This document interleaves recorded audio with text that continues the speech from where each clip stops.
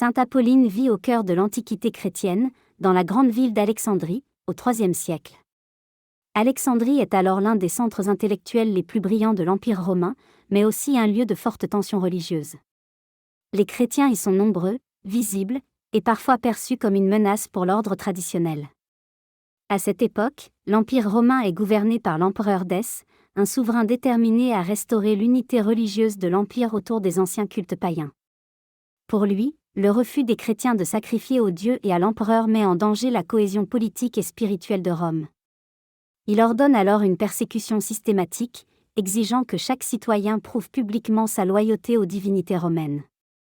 Apolline est une femme chrétienne consacrée, reconnue pour sa foi profonde et son engagement discret au sein de la communauté.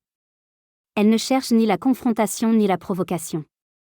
Sa vie est marquée par la prière, le service fraternel et une fidélité quotidienne à l'Évangile. Mais dans un climat de violence religieuse, même la discrétion devient dangereuse. Vers l'année 249, une émeute éclate à Alexandrie contre les chrétiens. La persécution ne vient pas seulement des autorités, mais aussi de foules excitées, encouragées par le contexte impérial. Apolline est arrêtée par des païens hostiles et livrée à la violence publique. Elle est battue, humiliée, puis soumise à des supplices destinés à la forcer à renier le Christ. Les récits anciens rapportent que ses bourreaux lui brisent les dents, cherchant à la terroriser et à la réduire au silence. Malgré la douleur extrême, Apolline refuse de céder. Elle ne crie pas vengeance. Elle ne supplie pas. Elle demeure intérieurement libre.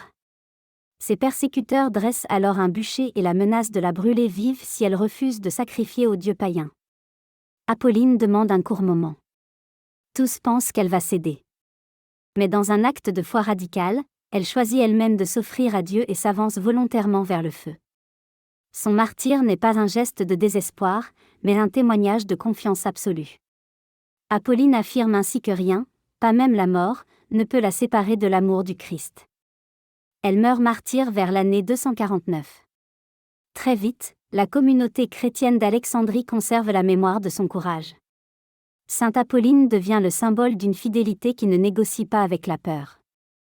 Son témoignage rappelle que la foi chrétienne, lorsqu'elle est vécue pleinement, peut affronter la violence sans perdre la paix intérieure.